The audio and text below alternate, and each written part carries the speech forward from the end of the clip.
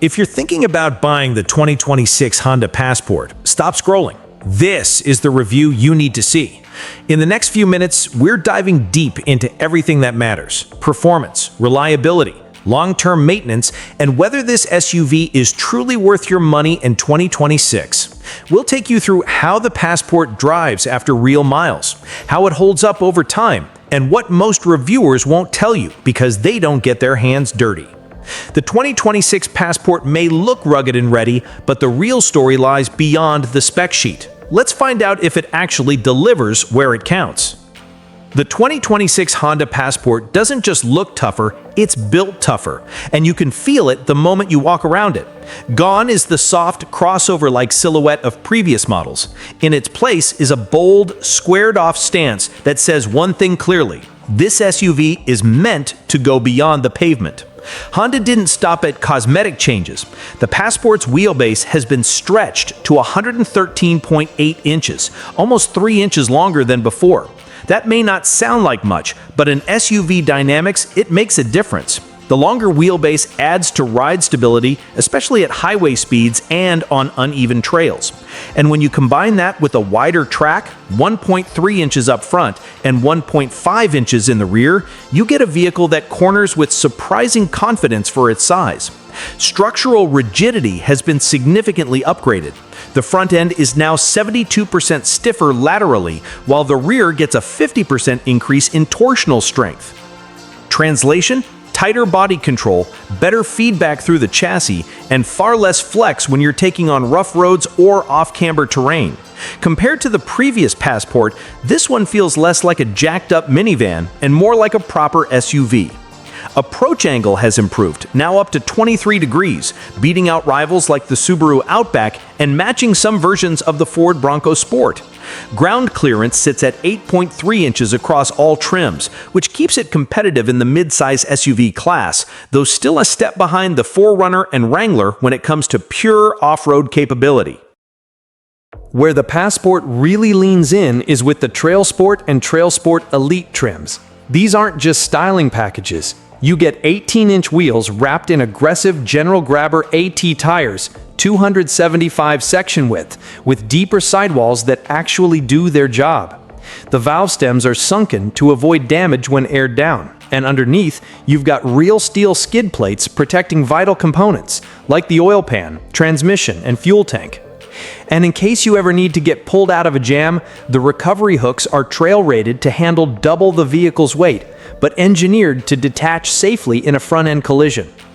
Even the rear roof section is purposefully finished in matte black instead of gloss paint, so you can strap down skis, rods, or gear without worrying about scratches. Honda also shortened the front overhang and tucked the tailpipes higher to improve departure angles and avoid trail damage.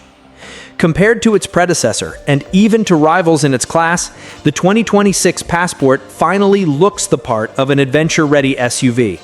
But more importantly, it now has the bones to back it up. Honda didn't just sharpen the design, they toughened the machine.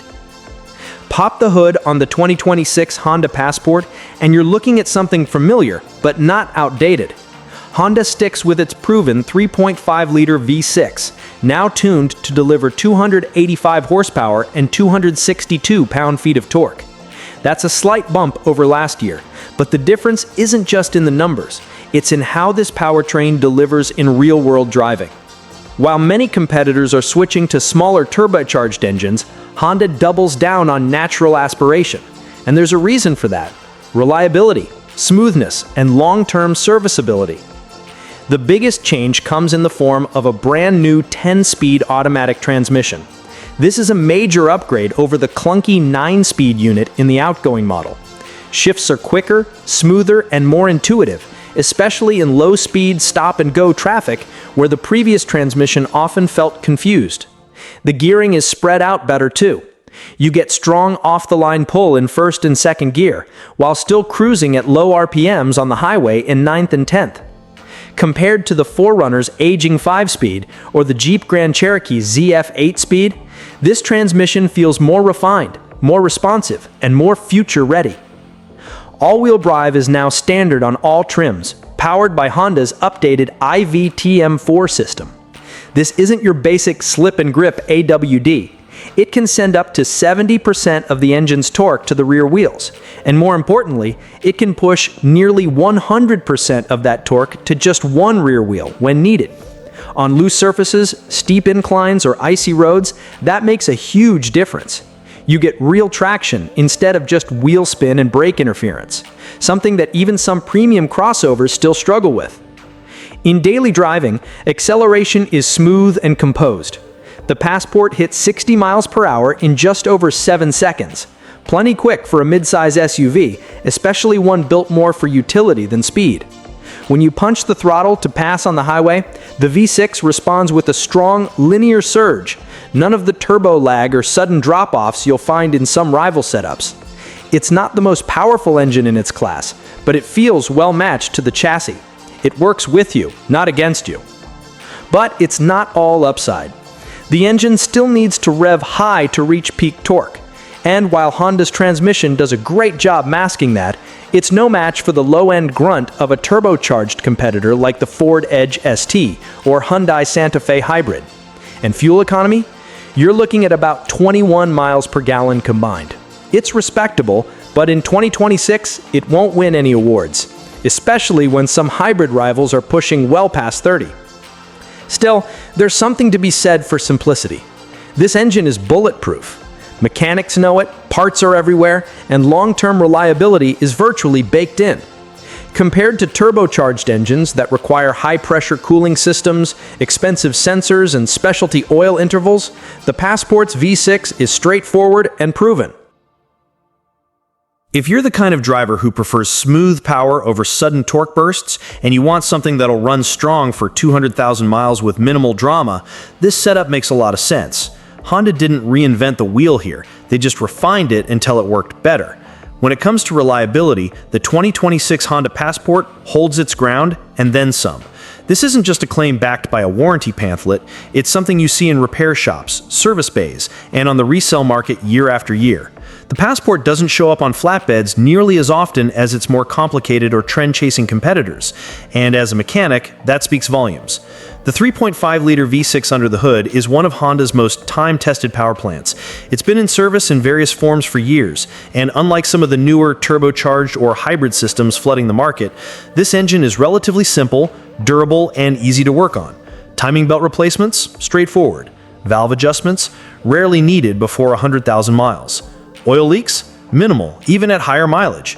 If you stay on top of routine maintenance, oil changes, coolant flushes, transmission fluid, you can expect this powertrain to run well past the 200,000 mile mark. The 10-speed automatic transmission, though newer, is a clear step forward from the 9-speed in earlier models, which had known issues with hesitation, rough shifting, and electronic glitches. This new unit shows smoother behavior and fewer complaints from early owners. And most importantly, it uses a more traditional hydraulic logic, which means easier servicing and fewer headaches for technicians. Now let's talk repair costs. This is where the Passport really separates itself. Compared to competitors like the Jeep Grand Cherokee or even the Ford Edge, the Honda's maintenance and repair bills are consistently lower.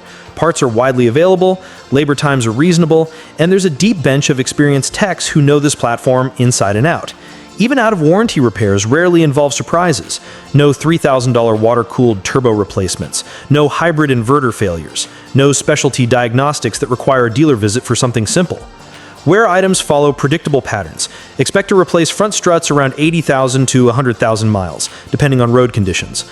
Brake pads typically last around 40,000 to 60,000 miles, and rotors are solid, if not overheated by aggressive driving. Batteries tend to hold up for about 3 to 4 years, especially in warmer climates. The rear differential fluid needs occasional attention, something too many owners overlook, but it's a $100 fix that prevents bigger issues down the line.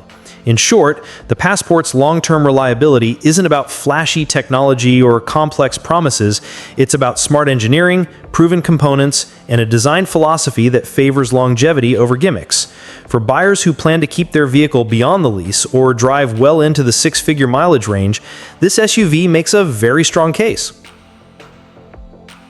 This is the kind of vehicle you buy once, maintain properly, and keep for the long haul, with fewer trips to the shop and more time on the road. Step inside the 2026 Honda Passport, and the first thing you'll notice isn't flash, it's function. Honda has never been one to chase gimmicks when it comes to interior design, and that holds true here. What you get is a cabin built around comfort, simplicity, and long-term usability. And for many buyers, especially those who plan to hold on to their vehicle for years, that's a big win. The layout is clean and logical. Controls fall right where you expect them to be. Buttons and knobs, yes, real physical ones, are solid, tactile, and made to last. That's something you can't say for a lot of its rivals, especially in a market where too many manufacturers are replacing everything with fragile haptic sliders and overloaded touchscreens. The Passport's interior feels like it was built by people who drive. People who understand that operating climate controls shouldn't require a tutorial. Material quality is a pleasant surprise. While it doesn't try to impersonate a luxury SUV, it doesn't feel cheap either. Soft touch surfaces are strategically placed where it matters, along the dash, armrests, and center console. The seats, whether you're in cloth or leather, are supportive and built with durability in mind. In fact, even on older Passports, seat bolsters tend to hold up well after years of use. The Trail Sport and Elite trims take things up a notch with contrast stitching, rubberized floor mats, and textured trim that adds subtle ruggedness without overdoing it. In terms of space, the Passport excels. With no third row to squeeze in, second row passengers get adult-friendly legroom and plenty of shoulder space. The flat floor means even the middle seat is usable on longer drives. And with up to 100.7 cubic feet of cargo space with the seats down, it offers more utility than many two-row SUVs in its class. Loading gear is easy, thanks to a wide rear opening and low liftover height. Details that matter when you're hauling bikes, coolers, or weekend adventure gear. Tech-wise, the 2026 model finally brings Honda's user experience up to date. The 12.3-inch center touchscreen is sharp, responsive, and, thankfully, free of lag. Wireless Apple CarPlay and Android Auto now come standard, and the new 10.2-inch digital instrument cluster gives you clean, customizable readouts. Still, it's worth noting that some buyers may expect more at this price point, like a heads-up display or more advanced voice controls, which are still missing here. The Trail Sport and Elite trims also offer a premium audio system and integrated navigation, but the real tech highlight is Honda's suite of safety and driver assist features. You get standard adaptive cruise control, lane keeping assist, blind spot monitoring, and rear cross-traffic alert, all tuned for smooth, predictable operation, not sudden braking or erratic lane nudges like some competitors. It's quietly competent, and that's exactly what you want in everyday driving. In comparison to rivals like the Ford Edge or Nissan Murano, which often rely on bold styling and oversized screens to mask aging platforms, the Passport's interior feels more mature, more thought out. It's not trying to wow you with flash. It's built to last, easy to live with, and, most importantly, designed around the driver. Whether you're commuting, road tripping, or heading off-grid, the Passport's interior feels ready for all of it. Let's talk about value. Because at the end of the day, that's what most buyers care about. Not just what the SUV looks like on paper, but what it actually gives you for the money. And the 2026 Honda Passport, it delivers more than most people realize. For around $45,000 fully loaded, the Passport puts itself right in the middle of the two-row midsize SUV segment. But what makes it stand out isn't horsepower or headline-grabbing tech, it's how confidently it covers all the bases that matter: space, performance, reliability, and long-term cost of ownership. Take the Jeep Grand Cherokee, for example. It's a name that turns heads, sure, but with the Passport, you're not paying for flash or marketing. You're getting a vehicle that, while maybe less luxurious on the surface, is far simpler to maintain, easier to live with, and less prone to expensive issues once you're out of warranty. It's the kind of SUV you hand down, not trade in out of frustration. Now, look at the Toyota 4Runner. Legendary durability, no doubt. But in 2026, it still rides on tech and design that feels stuck in 2013. The Passport, on the other hand, feels fresher where it counts, especially in how it drives on pavement. It's quieter, smoother, and more refined, while still offering enough rugged capability for 90% of real-world adventures. Unless you're rock crawling every weekend, the Passport is going to give you a better daily driving experience without sacrificing dependability. And then there's the Subaru Outback Wilderness. Quirky, capable, and definitely popular. But when it comes to raw interior space, cargo flexibility, and towing confidence, the Passport pulls ahead. Its V6 engine isn't just smoother, it's time-tested. In a world of turbocharged 4 cylinders, that old-school displacement still matters, especially when you're hauling, climbing, or just planning to keep your vehicle past 100,000 miles. The Ford Edge ST makes a strong case for performance, but it does so at the cost of practicality. It's fast, yes, but the Passport gives you peace of mind. And over time, peace of mind tends to be worth more than a few extra seconds off the line.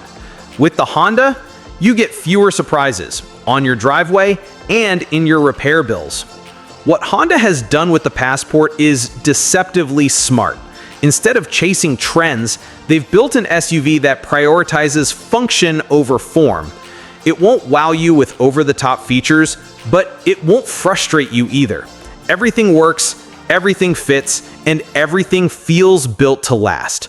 So when you stack it up against the competition, the Passport doesn't scream for your attention, it earns it, quietly. Not with flash, but with fundamentals. And in today's market, that kind of value is getting harder and harder to find. Here's the truth. The 2026 Honda Passport isn't here to impress you with fancy gimmicks or oversized touchscreens. It's not trying to win beauty contests or chase trends it won't survive. What it is smart, solid, and built like Honda still gives a damn about longevity. You want turbocharged hype? Go look elsewhere. You want something that'll still start on the coldest Monday 5 years from now, still hold value, and won't bleed you dry at the repair shop? The Passport's your SUV. No drama, no dealer BS, just a vehicle that shows up, does the job, and outlasts the noise. Is it perfect? No. The infotainment system isn't going to blow your mind, it doesn't have a third row, and no, it won't drift through a mountain pass like some sport-tuned wannabe. But if you care about what matters, real-world capability, long-term reliability, and owning something that works, then the 2026 Passport quietly destroys most of its rivals. This isn't a trendy SUV, it's a smart investment on wheels. Still not convinced? Good. Go test it yourself. Drive the Passport back-to-back with its competitors. Feel the difference. Then come back and tell us what you think. And if you want more brutally honest reviews like this one, straight from the garage, not the showroom, make sure you hit that subscribe button. This is Car Today Reviews. We don't sugarcoat, we tell it like it is. See you in the next one.